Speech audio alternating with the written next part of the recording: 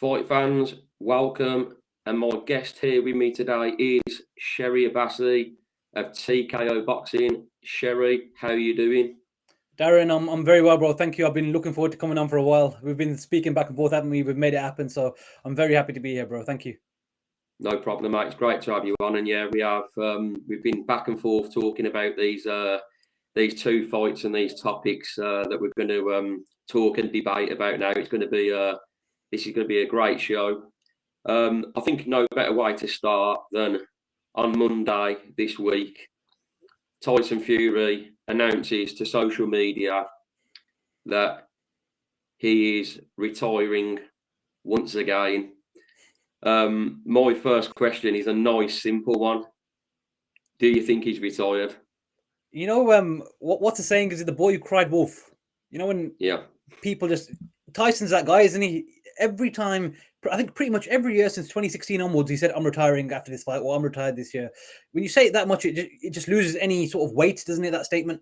He's kind of made a joke of it, but I also want to maybe sort of step into the psyche of a fighter when you're talking about it. You know, a lot of people say some fighters actually believe it when they say it in that moment, and then a month or two goes by and they've got no purpose, nothing to do, and then they're back in again. But with Tyson, we know he's a master of the mind games, and he likes to play these sort of attention-seeking games as well. Granted, it's the first time we've seen him lose, and he lost back-to-back now, so we don't know what headspace the guy's in. But definitely, I think he knows what he's doing. He's trying to just put that value up for the Joshua fight in terms of negotiating and stuff. He wants to make them beg him to take the fight. Essentially, it's an ego thing, isn't it? That's sort of how I'm looking at it. And what are your thoughts? Sherry, honestly, you're pretty much going along the lines that I'm thinking with him. You're right. I mean, with all the times he said he's going to retire, I think I put on social media the other day, I think it's about 17 times, but I can't remember who released the video, but they released a video on social media. And I think I counted 22 clips of where he said he's retiring. So I was actually out with 17, even though I thought I might be being a bit extreme there. But yeah, for me, it's a little bit as well that it's widely broadcasted before about his mental health problems that he's had. And when he's out of boxing, he struggles. And that's a big thing for me as well. I think he will struggle to stay out of boxing. Obviously, when he does come to retirement and he's got a lot older, he's going to have to retire. But I still think he's at the age now where he can still carry on fighting. And I think that he's just going to want to carry on. And I think when Turkey offers him a big payday, I think he will take it.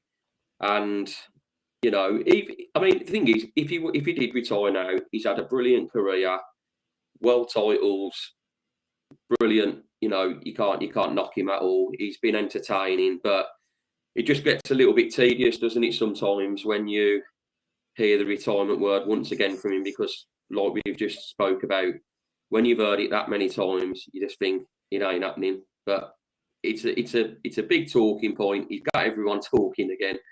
Let's see whether it happens. But the next question really is, if he comes out of retirement, do you think it will be for Anthony Joshua? Darren, I think it's the only fight for both men. It doesn't make any sense. When we look back over the timeline of the potential for a Joshua and Fury fight, Fury, obviously, the Klitschko fight happened. The two times when he pulled out the rematch in 2016, AJ became a world champion in 2016.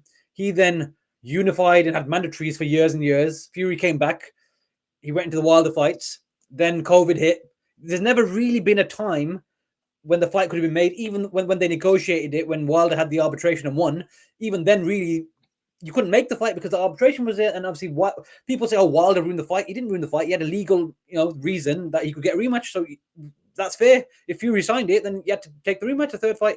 So there was never really a clear point where that fight could have actually been made.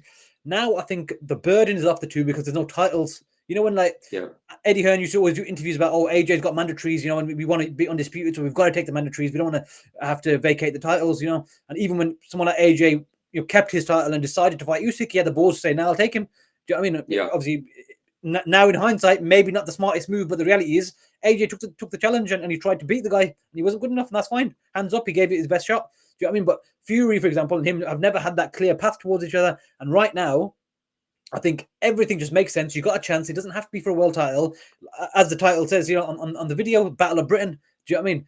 Obviously, alongside Eubank Jr. and Benn, but the real Battle of Britain, the two dominant heavyweights of the last 10 years, the most important heavyweights in that sense. I know Wilder had his part to play as well, but these two were the the unified champions who had the big wins over Klitschko and took it into the next era from a mainstream perspective. Britain as well. So I think this is the fight to make. I don't see any other reason to look at other fights unless Fury is genuinely retired, but I don't think this is the case, like you said. Yeah, well, the thing is, like you just said, no titles on the line. We've heard the critics, oh, I don't want to see that fight now. Oh, it's two losers with, they're both coming off the back of defeats. But we all know deep down as boxing fans, that fight still sells. And a lot of people still want to see the back and forth for years of unanswered questions. So, yeah, I personally think that if Fury comes out of retirement, it will only be for Anthony Joshua.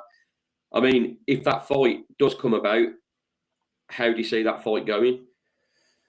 Thing is, again, Darren's one of them ones where you look at boxing as a what have you done for me lately sport. You know what I mean? You're only as good as your last performance and all those types of things. So based on that, based on the last two performances Fury had, whether you think he was better in the first or better in the second isn't really relevant here, but the two performances he had against the best fighter of this generation, full stop, he was competitive with him. I didn't have them as close fights. I had him 8-4 both times, but like, for me, Fury still showed that he'd probably beat any other heavyweight in the world based on the back of those two performances, right? I'll get that. But AJ had a career worst performance against Dubois. Not only was it a matter of like, yes, Dubois smashed him, he went in there and did his job, but AJ didn't even really get going in the first round. He looked like he was a bit vacant. And it's not to say there was something wrong with him, but I mean, he just didn't really ever have a stronghold in the fight. He got smashed from pillar to post from round one, essentially. He was hurt badly. End of round one, and that pretty much that was it. It was done at that point. I don't think he recovered after that point. And I think it's the first time he's ever faced a guy, I think, this much younger than him, as well as an 8-year age gap. Has he been hit? Francis Ngannou didn't land anything on him, is over in 2 rounds. Jermaine Franklin's not a big puncher. Otto Wallin's not a big puncher. Robert Helenius is actually a bigger puncher than people maybe realize, but he got through that. He stopped him. So had he really, had it stuck on him at any point? So it's a confidence thing, isn't it? With AJ, it's always been about, has he got the confidence into Ruiz and all that sort of stuff. So I do agree with that. For me, I'd probably have to say you've got to make Fury a sizable favourite based on the last performances.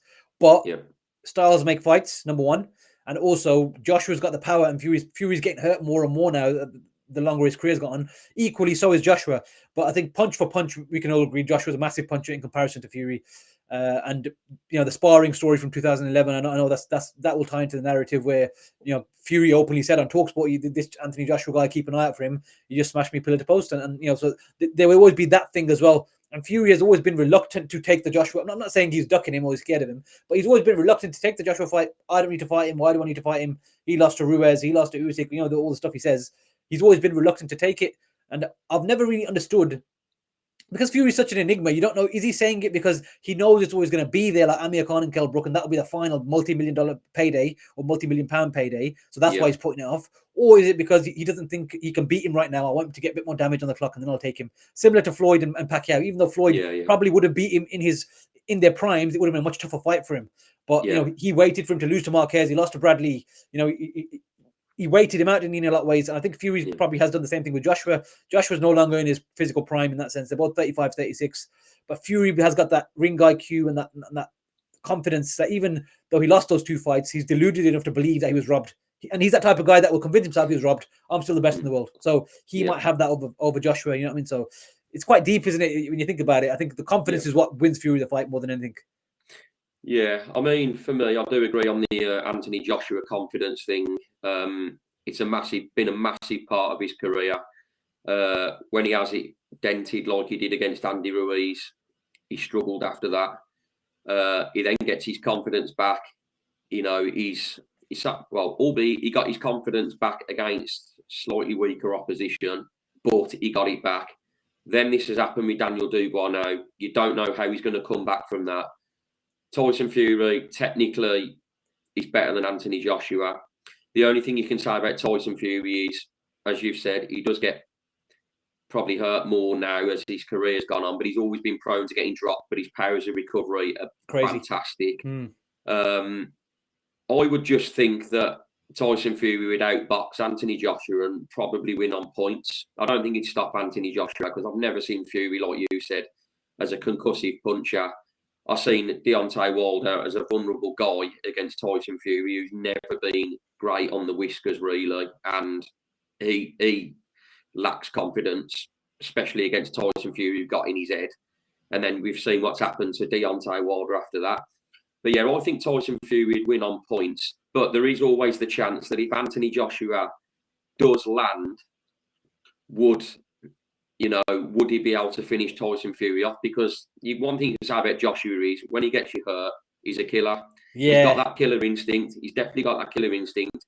Would he be able to finish Tyson Fury off? That would be the interesting thing to see if he did land on Joshua, to see whether he could do what like nobody else has done and actually finish Fury off. I mean, Wilder, we all remember that when Fury got up, Wilder still couldn't finish him off. I mean, that's absolutely ridiculous. But let's see whether we could, whether we get to see the fight. I hope we do. And for all the critics deep down, they'll watch it when it comes to it. So yeah. I mean, if that fight is to happen, what do you think it'd be? Wembley Stadium?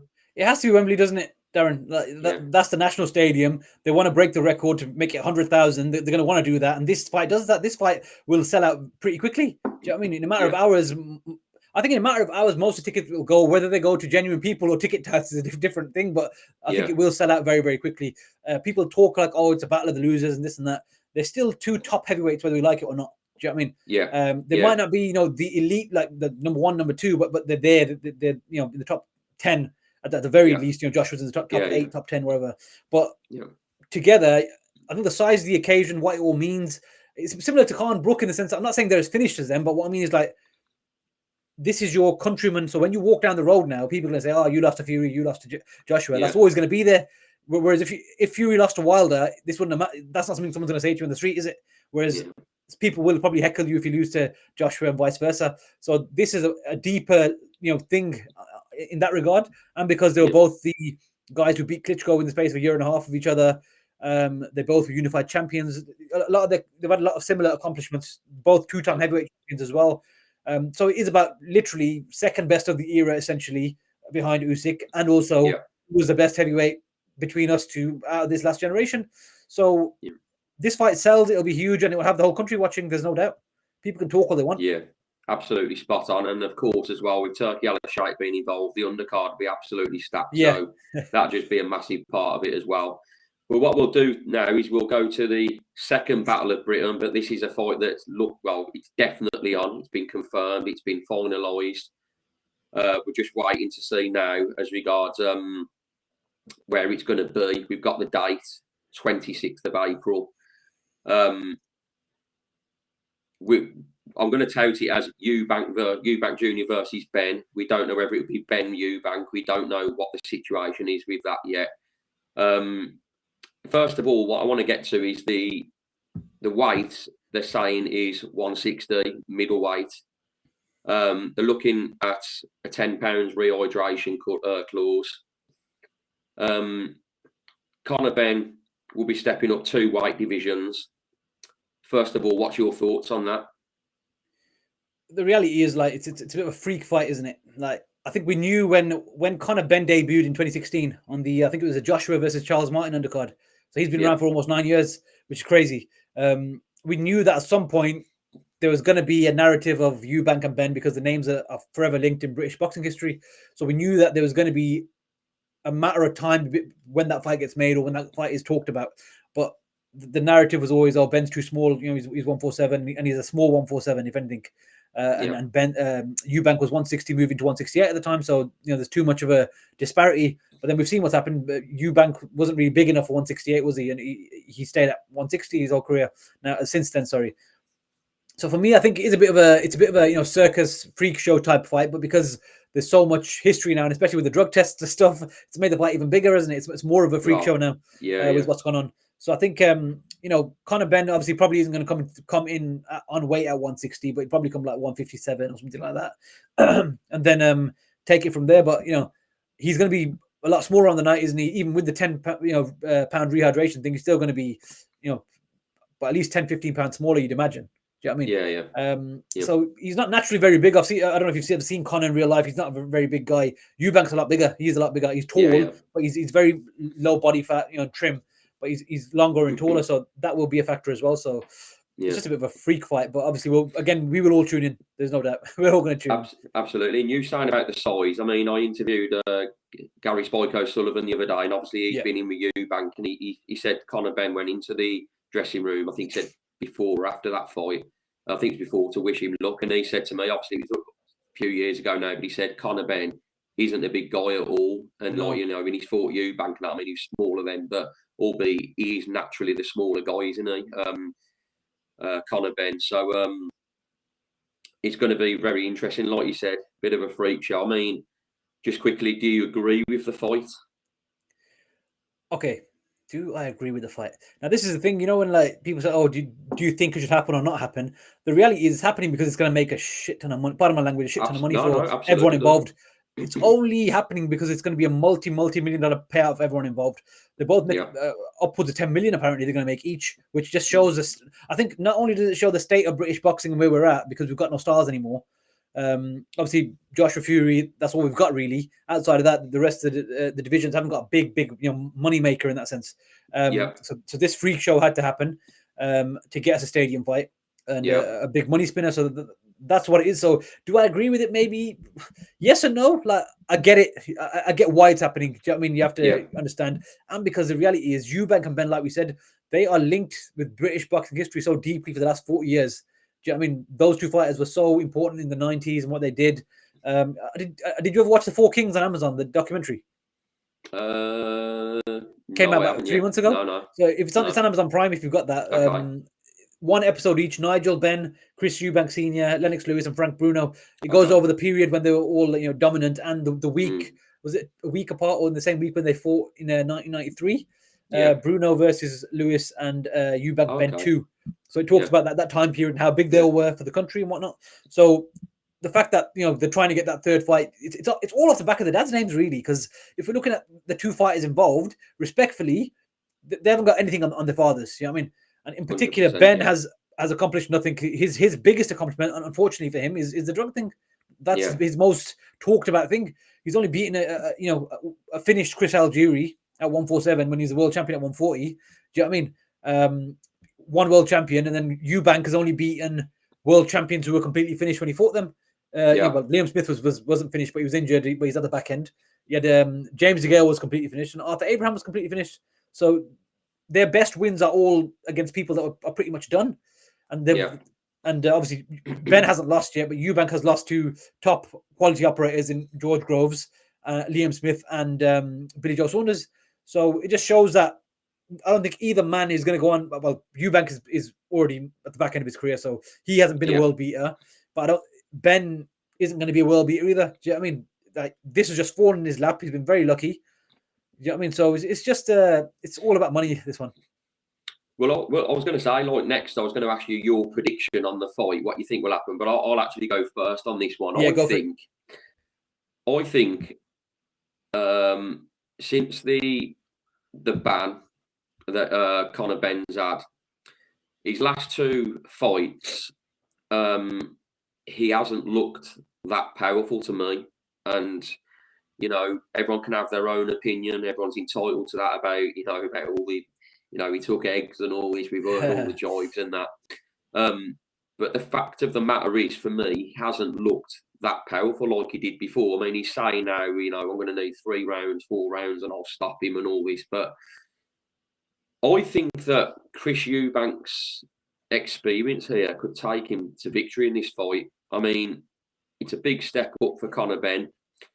Not just in quality of operator with the opposition, but obviously stepping up 2 weight classes still isn't easy. I mean, he can put the bulk on and that, but it still isn't easy. And I just think that Eubank Jr. is just gonna. I've just got a feeling Eubank Jr. is gonna have his number in this. I mean, I keep thinking is Eubank Jr. going to win on points, but the way they're at each other's throats, you're expecting them to come in and have a tear up, aren't you? I mean, is it going to last that long? But it's one of them. Look, I look at Conor Benn. Has he got the punch power to put Eubank Jr. away? But has Eubank Jr. got the punch power to put Conor Benn away? Because he's not a massive puncher. So I mean, I'm doing this sort of like prediction show, but I'm not sure how Eubank Jr. is actually going to win. But I've just got a feeling that the experience will take the victory for him. And if I was going to be pushed now, I probably would say a points victory, because of just simply of his experience he's got being at the higher level that he's fought at. And Conor Benn stepping up 2 weight divisions, I don't think it's going to be easy. So yeah, I'd favour Eubank Jr. Well, how would you see it? I'd have to agree with everything you said, Darren, because like you said, the experience and the size and the higher level of opposition, Eubank's got all that. I mean, he's the guy who's been around longer. He's done it all before. He's been to a higher level than Benn, even though he's lost and stuff. He's been at the top level and competing with people. Benn's not been there. This is going to be the biggest, occasion for both men. But Benn has not even been close to this type of, scrutiny that he's going to be under on the night with the bright lights and 60,000 people and all this. I think again, like you said, the weight and the size is going to be a big factor as well, because Eubank is going to be obviously naturally bigger, longer. He'll be able to box at range if he wants to. Yeah. But I also think that Benn is going to be, because of the history. Again, this is where it's not just the style thing; it's the history. Benn is going to fight out of his skin. So however much he gets hurt and gets dropped or whatever, he's going to keep going till he gets knocked out. I think he's like a world title fight, realistically, for him, isn't it? Like his world title fight. And I don't think he's going to. Again, we don't know. We don't know what his limit is. Some fighters have a fight and we see, but like with Cedric Payne, he got up every time. That was a much lower level of opposition, but he showed that he's got balls and he's about this life. You know what I mean? And this being, the Benn and Eubank names again, and knowing that his dad should have won the second fight. That's what the narrative is and what everyone believed. Then he's going after that win, isn't he, for the Benn family? So this is a much deeper rooted thing. Obviously, Eubank's trying to defend that family honor. So all these narratives that tie in are going to make the fight even more dramatic. But I think you have to side with Eubank. But to counter what I just said there and be kind of contradict myself, the fight is now 2.5 years after when it was meant to take place. October 2022 to now April 2025. Yeah, 2.5 years later, Eubank's got knocked out in that time, and he's gotten older in that time, and he's also been inactive in that time.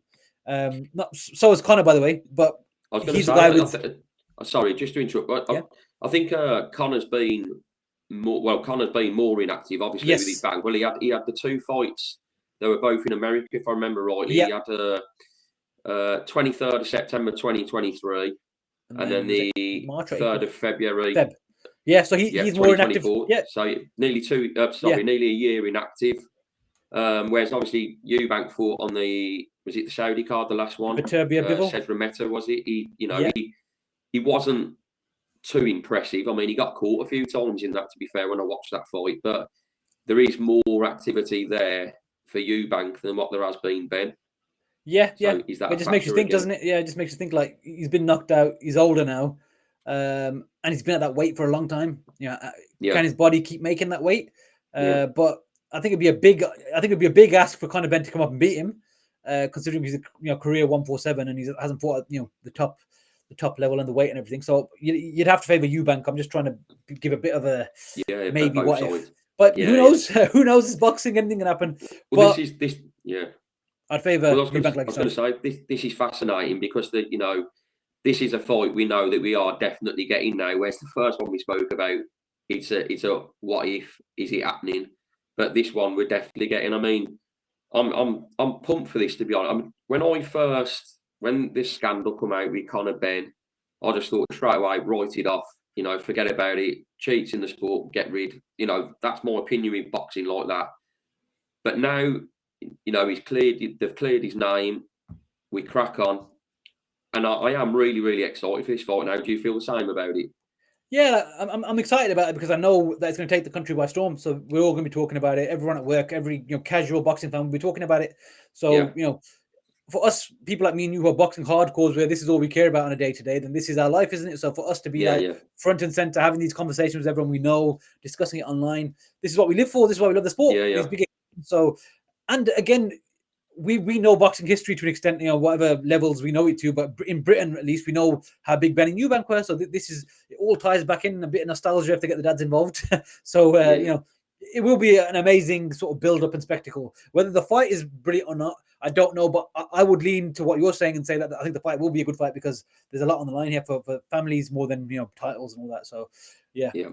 I'd be excited. But once it's all like the ball starts rolling, the first press conference and all that, it's going to be exciting stuff. Yeah, that's definitely. It. Like when all that gets going. And just finally, final question: do you think we'll see that Spurs like the same? Spurs football ground. Yeah, it's gonna have to be Spurs. I think that's what some of the reports online were saying, and it makes sense. I don't think it's a big enough fight for Wembley. You know what? Having said that, maybe it could, but I think it's a bit too far, and probably the availability of Wembley as well is probably why they didn't try it. But Spurs is available on that weekend, so I think it makes sense to do Spurs. Well, before we come on here, I had a quick look at the Eddie Hearn interview, and he didn't rule Wembley Stadium out. He thinks he would sell it, but Eddie's the salesman, Eddie's the promoter. He's going to say that. So let's wait and see. But two fascinating fights. One so far isn't happening. One definitely is. Let's see what happens. It's fascinating times for world boxing and British boxing, and this is what we've been longing to see for many years. Turki Al Sheikh's got involved and made it all these fights we wanted to see. He's made it all happen. So we can't thank that guy enough for what he's done for boxing for us. Sherry, it's been fantastic talking to you. Great boxing knowledge. Great talking to you, previewing both these fights. Let's see whether we get both of them over the line. Let's hope we do. But fantastic again. Thanks for coming on. And I know you've got thousands. I think you've got about 30,000 subscribers on your channel. But everyone follow Sherry's channel, TKO Boxing. You've done loads of great stuff on there, and you've been to Saudi, and your gym visit yesterday. Was it yesterday or the day before? Monday. Yeah, it's Monday. Monday, because you went to the press conference for Viterbi Bivol 2. Brilliant. Yeah, thank you, bro. Appreciate it very much. No problem. And thank you for having me on, man. Anytime, let me know. I'll jump on with you happily. We're boxing fans, man. We love talking about boxing, so happy to come on anytime, bro. Anytime, let me know. And also, before we come on air, I actually learned you from Birmingham, my neck of the woods as well. So that's great to hear, mate. That's it, Brummies, mate. That's it. We'll end that on a brilliant note as well. All right, thanks again, mate. Cheers. Thank you, Darren. Appreciate it. Thank you, mate. Bye. Cheers.